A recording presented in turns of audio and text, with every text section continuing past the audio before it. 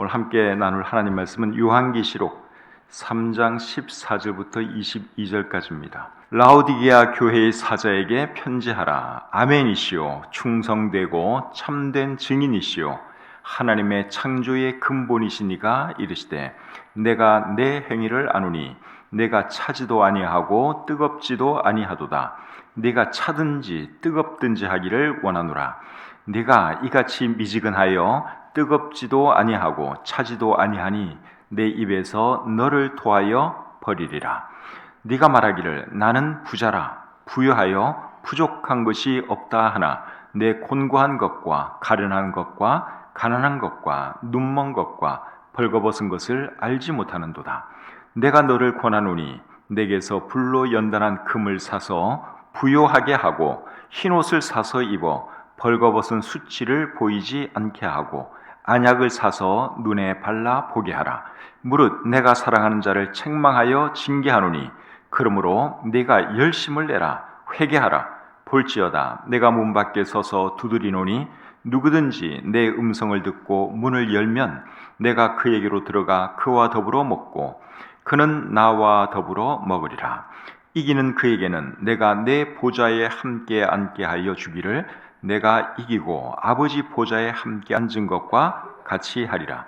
귀 있는 자는 성령이 교회들에게 하시는 말씀을 들을지어다. 아멘. 오늘은 요한계시록 3장 14절부터 22절까지의 말씀을 본문으로 해서 차지도 뜨겁지도 않은 교회에게 이런 제목으로 말씀 전하기를 원합니다. 오늘 읽은 이 본문 말씀은 예수님께서 라오디게아 교회에게 하시는 말씀입니다. 라오디게아 교회는 요한계시록에 나오는 7 교회 중에서 제일 안 좋은 교회라고 할 수 있습니다. 다른 교회는 예수님께서 칭찬의 말씀도 하셨는데 라오디게아 교회에는 칭찬의 말씀 전혀 안 하시고 책망하는 말씀만 하셨기 때문에 그렇습니다. 그런데 오늘날 많은 교회가 요한계시록의 7 교회 중에서 어느 교회를 제일 많이 닮았느냐? 사실은 라오디게아 교회를 제일 많이 닮은 것 같습니다. 오늘날 많은 교회가 차지도 않고 뜨겁지도 않죠? 라오디게아 교회가 그런 교회였습니다. 오늘날 많은 교회가 문제가 있으면서도 자신들의 문제가 뭔지를 모르죠. 라오디게아 교회가 딱 그랬습니다. 그렇기 때문에 오늘날 교회들은 예수님께서 라오디게아 교회에게 하시는 이 말씀을 잘 들을 필요가 있습니다. 라오디게아의 오늘날 이름은 데니즐리입니다. 우리 지도를 한번 보실까요? 자, 튀르키아의 서부 지역이죠. 오른쪽 제일 밑에 보시면 붉은색 동그라미가 보일 겁니다. 거기가 오늘날 데니즐리인데 저기가 옛날에는 라오디게아였습니다. 라오디게아에서 서쪽으로 쭉 가면 어느 도시가 나옵니까? 에베소가 나와요. 오늘날은 셀추크라고 그럽니다. 그 다음에 에베소 위에 있는 것이 서머나, 그 위에 있는 것이 버가모, 그리고 오른쪽으로 내려가서 두아디라, 밑으로 사대, 그리고 빌라델비아, 그리고 오늘 우리가 살펴볼 라오디게아가 오른쪽 제일 밑에 있죠. 에베소의 오늘날 이름은 뭐죠? 셀추크. 그 다음에 서머나의 오늘날 이름은 이즈미르, 버가모의 오늘날 이름은 베르가마, 두아디라의 오늘날 이름은 아크이사르, 빌라델피아의 오늘날 이름은 알라쉐히르, 그리고 라오디게아는 데니즐리. 이것이 오늘날 라오디게아가 있었던 그 지역의 지명 이름입니다. 그래서 데니즐리에서 서쪽으로 쭉 가시면 셀추크, 옛날 에베소 그 자리가 나오는데 그 거리가 한 150km 정도 돼요. 150km. 서울에서부터 대전까지 거리가 한 그 정도 되는데 그 정도 거리인 것을 여러분들이 알고 저 지도를 보시면 대충 거리가 저렇겠구나 하는 것을 여러분들이 이해하시라고 생각이 듭니다. 라오디게아에서 멀지 않은 곳에 어떤 도시가 있었는가 하면 골로세라는 도시가 있었습니다. 골로새서 4장 15절과 16절을 보시면 우리가 알 수 있는데요. 골로새서 4장 15절 16절 말씀을 제가 한번 읽어드리겠습니다. 라오디게아에 있는 형제들과 num바와 그 여자의 집에 있는 교회에 문안하고 이 편지를 너희에게 읽은 후에 라오디게아인의 교회에게도 읽게 하고 또 라오디게아로부터 오는 편지를 너희도 읽으라. 사도 바울이 골로새 교회의 편지를 쓰면서 라오디게아 교회 성도들에게도 읽게 하고, 또 라오디게아 교회에 오는 편지는 너희도 읽으라고 말씀을 하고 있죠. 두 도시의 거리가 가깝기 때문에 그런 것입니다. 두 도시의 거리는 한 16km밖에 안 됩니다. 라오디게아의 동쪽에 골로새가 있고 거리는 한 16km 정도 떨어져 있습니다. 그리고 라오디게아에서 멀지 않은 곳에 또 어떤 도시가 있는가 하면 히에라볼리라고 하는 도시가 있었습니다. 골로새서 4장 13절을 보시면 알 수 있습니다. 그가 너희와 라오디게아에 있는 자들과 히에라볼리에 있는 자들을 위하여 많이 수고하는 것을 내가 증언하노라. 여기에 히에라볼리라고 하는 지명이 나오죠. 라오디게아에서 한 10km 떨어진 곳에 있습니다. 북쪽으로 10km 정도 떨어진 곳에 이 히에라볼리가 있는데 오늘날에는 파묵칼레라고 불립니다. 근데 이곳은 관광지로 굉장히 유명합니다. 자, 저게 오늘날의 파묵칼레예요. 정말 멋지죠? 저 하얀색이 뭐 같습니까? 하얀색이 눈이 아니고 저게 석회예요. 석회. 색깔 때문에 이렇게 하얗게 보이는 것이고, 그리고 저 물은 따뜻한 물이에요. 온천물이에요. 그래서 오늘날에도 세계적으로 유명한 곳이 파묵칼레인데 옛날 이름은 히에라볼리였습니다. 여러분들 이 다음에 한번 터키에 관광 가시면 저기를 한번 꼭 가보시기를 바랍니다. 저 곳 이름이 뭐라고요? 파묵칼레. 파묵칼레가 우리 성경에는 히에라볼리. 근데 이곳이 오늘 우리가 살펴볼 라오디게아에서 멀지 않은 곳이다 하는 것이죠. 10km 정도밖에 떨어지지 않았습니다. 이제 오늘 본문 말씀을 보도록 하겠습니다. 자, 14절 말씀을 한번 보겠습니다. 14절. 라오디게아 교회 사자에게 편지하라. 아멘이시오. 충성되고 참된 증인이시오. 하나님의 창조의 근본이시니가 이르시되. 예수님은 자신을 어떻게 소개하고 있는가 하면 아멘이시오. 충성되고 참된 증인이시오. 창조의 근본이신 이. 그렇게 자기 자신을 소개하고 있습니다. 예수님은 아멘이신 분이다 그랬는데, 아멘이신 분이다 하는 이 말의 의미는 진리이신 분이다 그 말입니다. 이사야 65장 16절 말씀을 제가 한번 읽어보겠습니다. 이러므로 땅에서 자기를 위하여 복을 구하는 자는 진리의 하나님을 향하여 복을 구할 것이요, 땅에서 맹세하는 자는 진리의 하나님으로 맹세하리니. 여기 보면 진리라고 하는 단어가 두 번 나오죠. 이 진리가 히브리어 성경으로 보시면 아멘이라고 되어 있습니다. 아멘. 누가 아멘이라는 것입니까? 하나님이. 이사야에서는 하나님을 아멘이라고 표현하고 있죠. 진리의 하나님, 아멘의 하나님, 그 말입니다. 그런데 오늘 보면 요한계시록 3장 14절에서는 누구를 아멘이라고 표현하고 있어요? 예수님 자신이 자기 자신을 아멘이라고 표현하고 있죠. 그렇다면 예수님 곧 누구시라는 겁니까?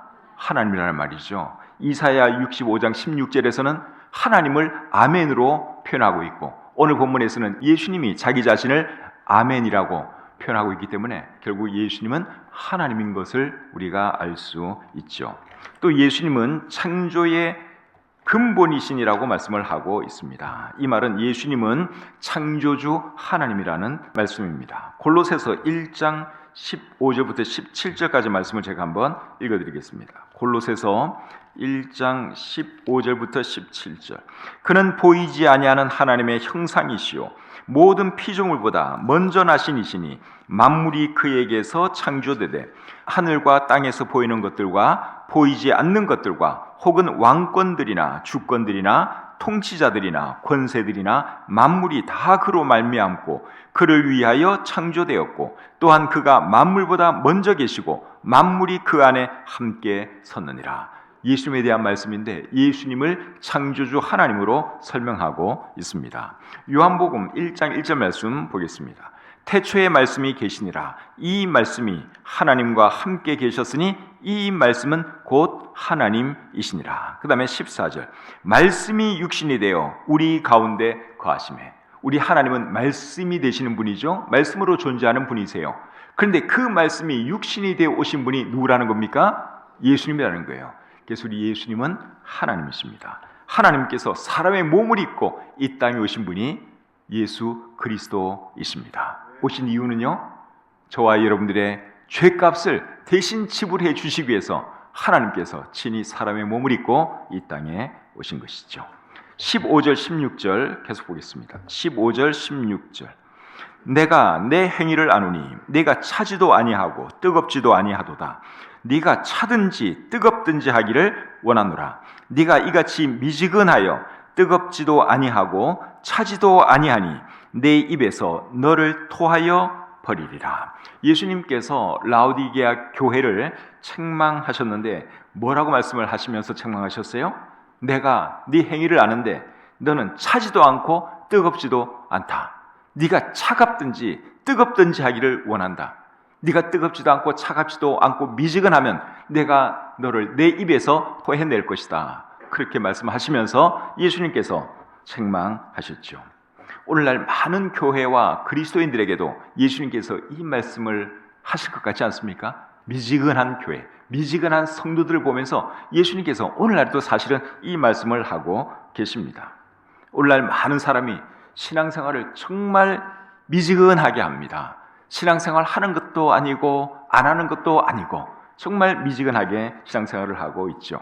신앙생활 하는 것을 마치 문화생활 하는 것처럼 합니다. 문화생활이라고 하는 것은 여유가 있으면 좀 하고 또 여유가 없으면 안 할 수도 있는 것이고 시간이 되면 하고 시간 안 되면 뭐 안 해도 괜찮은 게 이런 것이 문화생활이죠. 하면 또 도움되는 거 이런 게 문화생활인데 신앙생활은 그런 차원이 아니죠. 신앙생활은 여러분 확실하게 해야 하는 것입니다. 그건 우리의 삶과 죽음에 관한 문제고 우리의 영혼에 관한 문제이기 때문에 반드시 신앙생활을 제대로 해야 하는 것이죠. 근데 오늘날 많은 그리스도인들이 신앙생활을 문화생활처럼 한다는 거예요. 그냥 교양을 쌓기 위해서 교회 다니는 것 같아요. 또 어떤 분들은 취미생활 하는 것처럼 왔다 갔다 하고 사교생활 하는 것처럼 교회 다니는 사람도 참 많습니다. 말로는 예수님을 주님이라고 하는데 실생활에서는 자기가 여전히 주님이에요. 근데 또 말로는 주님 그래요. 예수님에 대해서 예수님은 나의 주님이다. 말로는 잘 고백하는데 실제로는 자기의 삶에 누가 주인이냐? 자기가 주인인 그런 그리스도인들 굉장히 많죠. 하나님을 사랑한다고 하는데 하나님도 사랑하고 세상도 사랑하고 그렇게 사랑을 하죠. 하나님을 사랑한다고 하면서 사실은 돈을 더 사랑하고 쾌락을 더 사랑합니다. 그런 그리스도인들 굉장히 많습니다. 구원받지 못했다는 말이 아니에요. 분명히 구원받은 그리스도인인데도 불구하고 그런 식으로 신앙생활하는 사람이 참 많죠.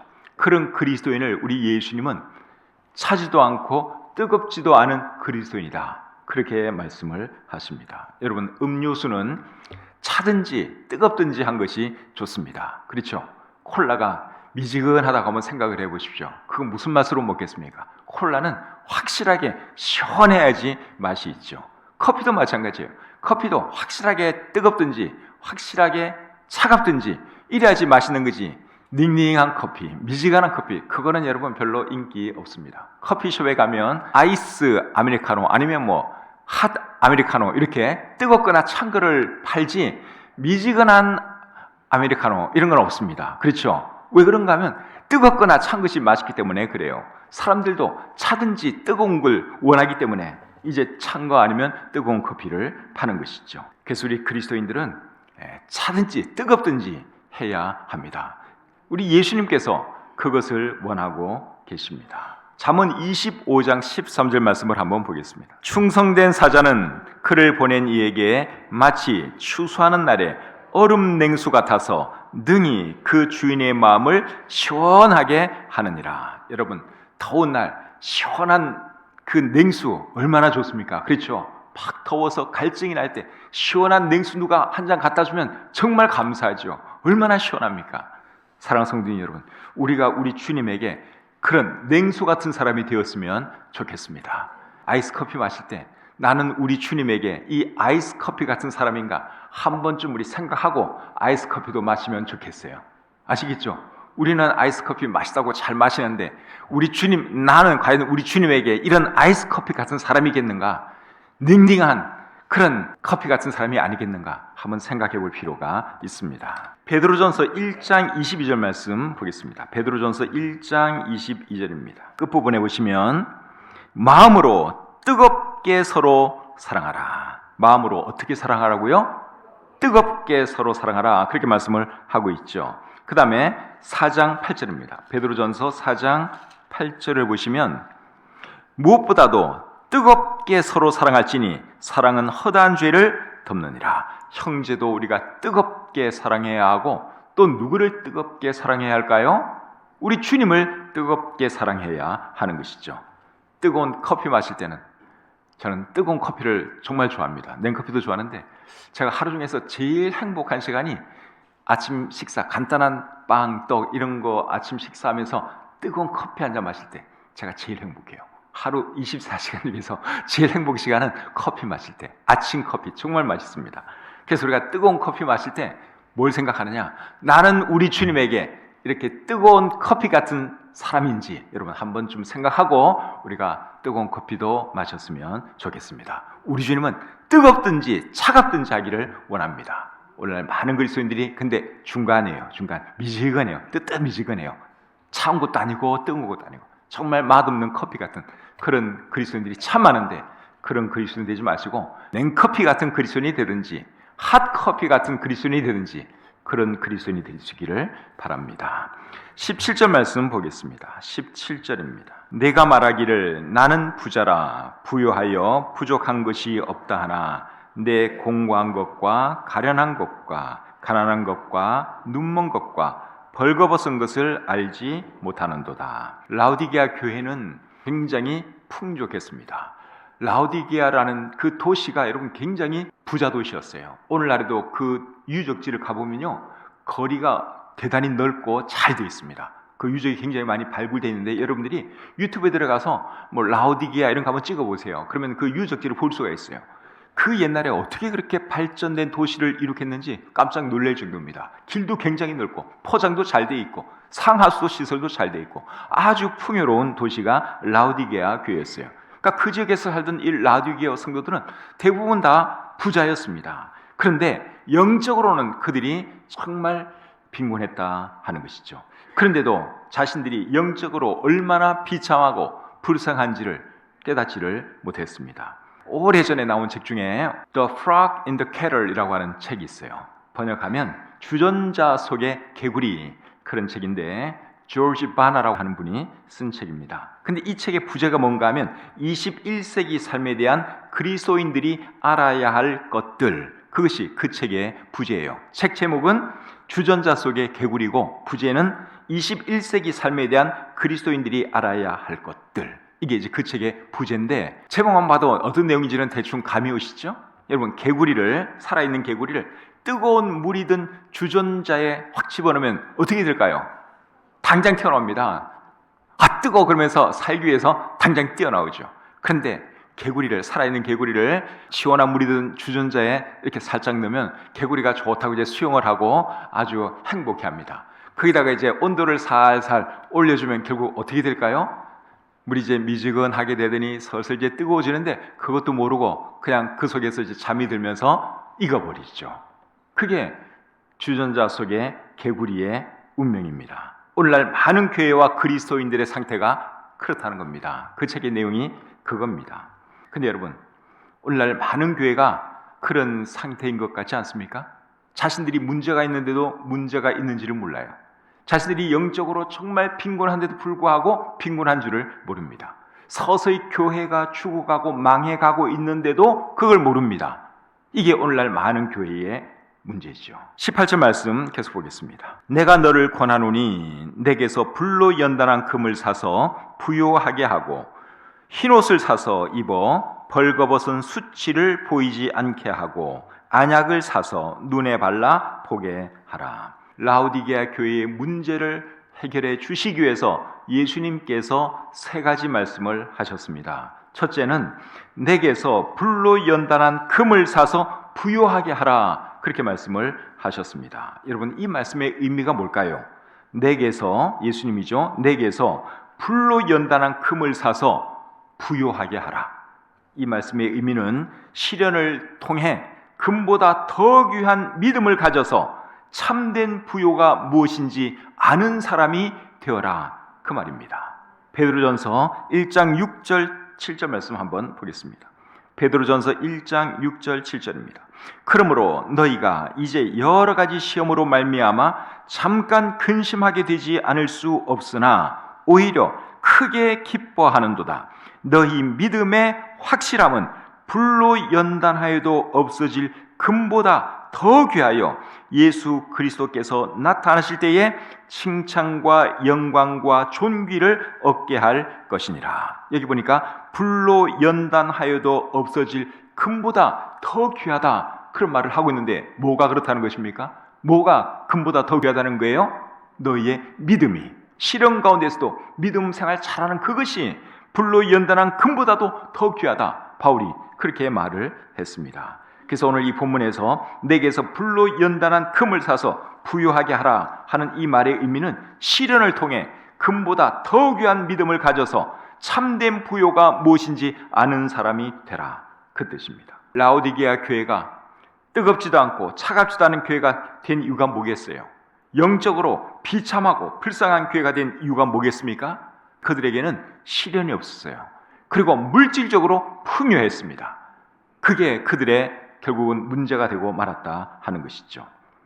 그래서 예수님이 하신 말씀이 시련을 통해서 금보다 더 귀한 믿음을 가져서 참된 부요가 무엇인지 아는 사람이 되라, 예수님께서 그렇게 말씀을 하신 거예요. 그것이 내게서 불로 연단한 금을 사서 부유하게 하라, 너희가 참된 부유한 사람이 되어라, 그 말이죠. 물질 많다고 부유하다고 생각하지 말고 너희가 참으로 부유한 사람이 된다, 참된 믿음을 소유함으로 참으로 부유한 사람이 되어야 한다, 예수님이 그렇게 말씀을 하신 것이죠. 우리가 살펴본 교회 중에 서머나 교회가 있었습니다. 서머나 교회는 참 좋은 교회였어요. 이 교회는 책망을 전혀 듣지 않고 칭찬만 들었습니다. 근데 이 교회가 좋은 교회가 될 수 있었던 이유가 뭔가 하면 그들이 가난했고 그들이 많은 고난을 겪었기 때문에 좋은 교회가 될 수 있었습니다. 요한계시록 2장 9절에 이렇게 기록되어 있습니다.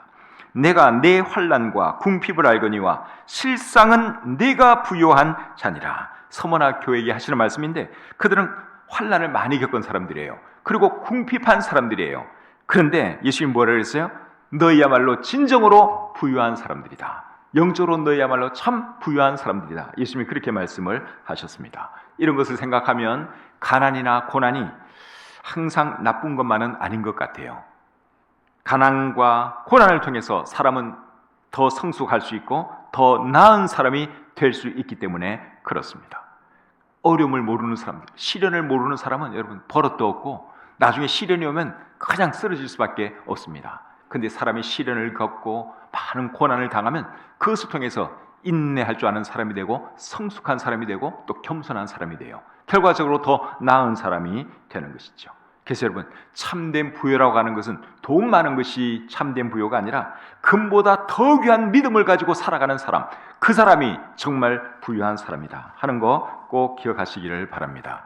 여러분 자녀에게도 돈만 많이 물려주려고 하지 마시고 믿음을 물려주세요. 금보다도 더 귀한 믿음을 여러분 자녀들에게 물려주시기를 바랍니다.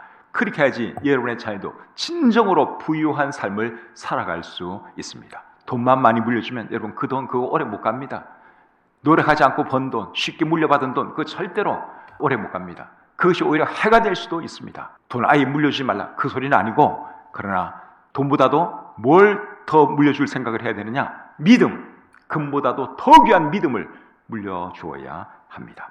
두 번째로 예수님이 뭐라고 말씀하시는가 하면 흰옷을 사서 입어 벌거벗은 수치를 보이지 않게 하라, 그렇게 말씀을 하셨습니다. 여기서 말하는 흰옷은 바른 생활, 바른 삶을 의미합니다. 요한계시록 19장 8절에 이렇게 기록되어 있습니다. 그에게 빛나고 깨끗한 세마포 옷을 입도록 허락하셨으니 이 세마포 옷은 성도들의 옳은 행실이로다. 흰옷은 옳은 행실을 의미하는 것이라고 여기 말씀하고 있죠. 라오디게아 교회 성도들은 돈이 많았기 때문에 좋은 옷 입고 살았어요. 아주 명품 옷 입고 살았습니다. 그런데 그들의 삶은 바르지를 못했어요. 그래서 예수님께서 하신 말씀이 흰옷을 사서 입어 벌거벗은 수치를 보이지 않게 하라, 그렇게 말씀을 하신 것이죠. 여러분, 좋은 옷 입고 사는 것이 그게 자랑이 아닙니다. 정말 자랑은 뭡니까? 바르게 살아가는 것이 자랑이죠. 명품 옷 입고 이렇게 참 살아가는 그런 사람들 참 많죠. 그걸 이제 사람들에게 또 보이고 그 낙으로 살아가는 사람 참 많은데, 명품 옷 입으면 좋긴 하겠지만 그게 전부가 되어서는 안 되고, 더 중요한 것은 사람이 바르게 살고 바른 인격을 갖추고 살아야 하는 것이죠. 아무리 좋은 옷 입어도 여러분 삶이 엉망이면 그 옷 전혀 아름답지 않습니다. 차라리 누더기 옷을 거친 사람이라고 할지라도 바르게 살아가고 인격이 훌륭하면 여러분 그 사람이 오히려 멋있는 사람으로 보이지 않겠습니까? 그래서 우리 그리스도인들은 바르게 살아야 합니다. 로마서 13장 13절과 14절에 이렇게 기록되어 있습니다. 로마서 13장 13절 14절 낮에와 같이 단정히 행하고 방탕하거나 술 취하지 말며 음란하거나 호색하지 말며 다투거나 쉬게 하지 말고 오직 주 예수 그리스도로 옷 입고 정욕을 위하여 육신의 일을 도모하지 말라. 바른 삶 살 것을 말하면서 예수 그리스도로 옷 입으라 그렇게 말씀하고 있죠. 우리가 입어야 할 옷이 이 옷입니다. 그리스도로 옷 입어야 됩니다. 바른 삶의 옷을 입고 살아야 하는 것이죠.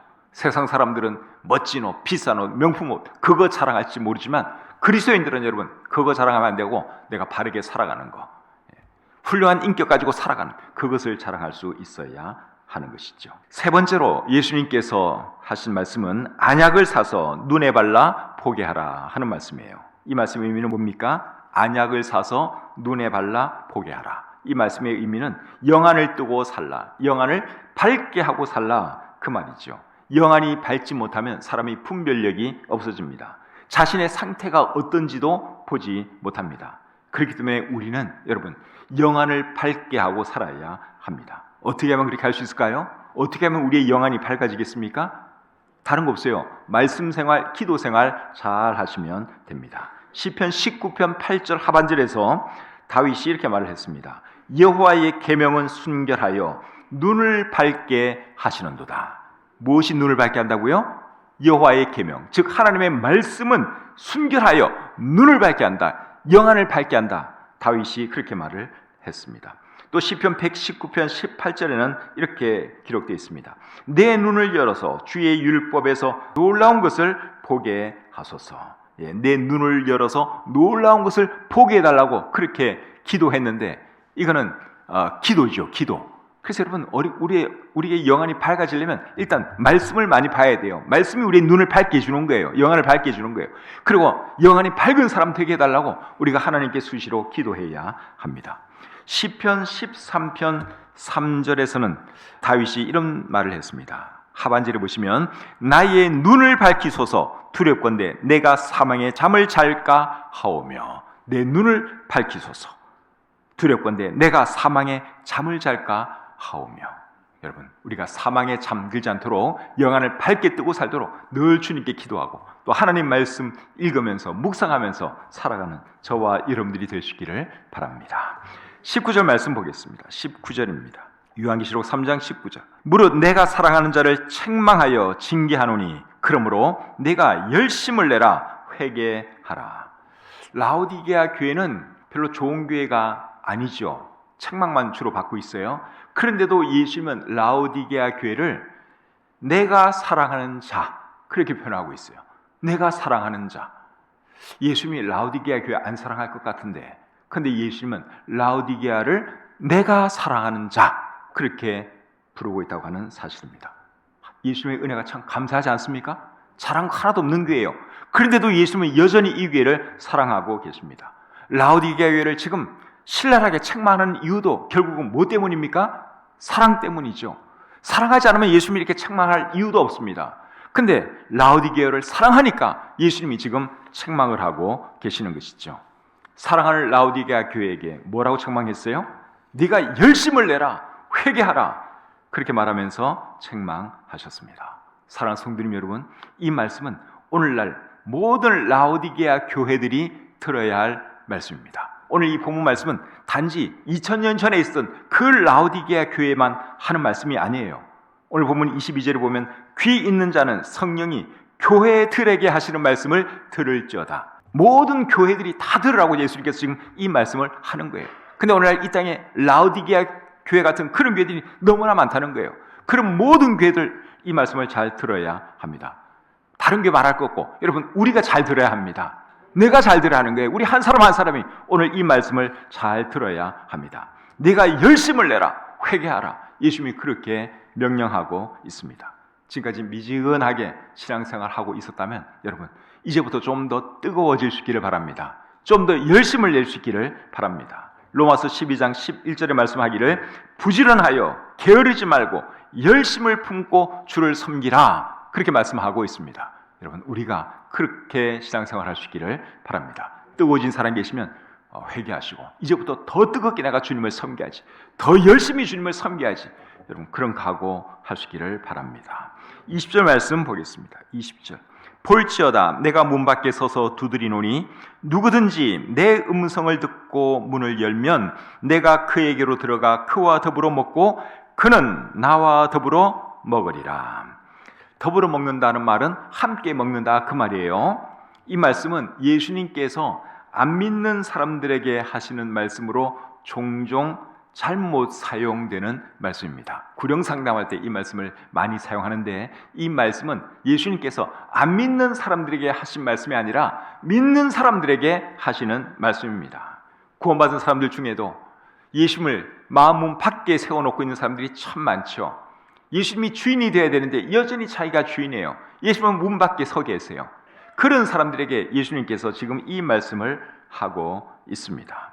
그런 분이 우리 중에 계시면 여러분, 예수님의 이 말씀 잘 새겨 들으시고 예수님에 대해서 다시 문을 여시고 여러분 삶의 주인으로 초대하시기를 바랍니다. 예수님은 우리 안에서 우리와 함께 교제 나누기를 원하십니다. 우리와 대화 나누며 살기를 원하십니다. 예수님이 우리와 대화 나누고 교제 나누면 어떤 일이 일어나느냐? 우리의 마음이 뜨거워집니다. 그리고 주님을 위해서 살고 싶어지죠. 그것을 우리는 엠마오로 가는 두 제자를 통해서 볼 수 있습니다. 누가복음 24장 29절부터 32절까지 말씀 제가 한번 읽어드리겠습니다. 누가복음 24장 29절부터입니다. 그들이 강권하여 이르되 우리와 함께 유하사이다. 때가 저물어 가고 날이 이미 기울었나이다 하니 이에 그들과 함께 유하러 들어가시니라. 그들과 함께 음식 잡수실 때에 떡을 가지사 축사하시고 떼어 그들에게 주시니 그들의 눈이 밝아져 그인 줄 알아보더니 이 수는 그들에게 보이지 아니하시는지라. 그들이 서로 말하되 길에서 우리에게 말씀하시고 우리에게 성경을 풀어주실 때에 우리 속에서 마음이 뜨겁지 아니하더냐 하고. 예수님과 교제가 없을 때는 이 엠마오로 가는 두 제자는 삶의 기쁨도 없었고 소망도 없었어요. 열정도 전혀 없었습니다. 근데 이 사람들이 예수를 만나고 나서 어떤 사람이 되었어요? 마음이 뜨거워지기 시작하더니 다시 열정적인 사람으로 변했습니다. 삶의 소망이 생겼습니다. 그래서 다시 예루살렘으로 돌아가서 예수 그리스도의 부활을 증거하면서 한평생 예수 그리스도의 부활의 증인으로 이들이 살아가게 되죠. 여러분, 예수님과 교제를 나누게 되면 이제 이렇게 되는 것입니다.